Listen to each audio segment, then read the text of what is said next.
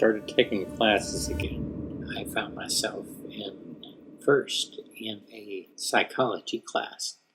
And in all these other classes, I basically made an attempt to reconcile all the disciplines with the arts.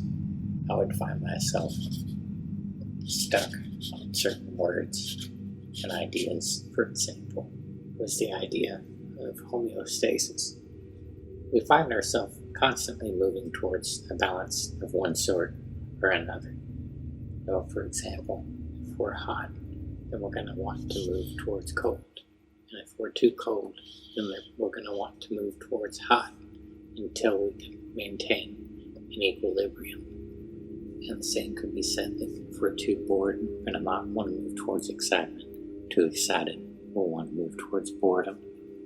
We have to consider time, whereas things are always changing, always moving. The temperature isn't always the same. Thus, we always do seek to find this type of equilibrium, homeostasis. In the arts, an image would provide such a thing. So say it's a storm. In the image is the ship. Perhaps this provides some type of excitement.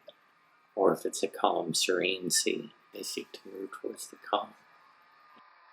This moving towards equilibrium produces a sense of pleasure.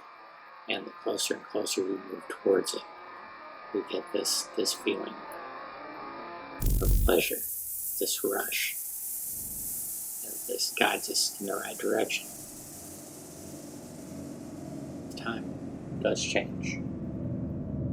You have to continually seek this equilibrium, move towards the middle, walk this road.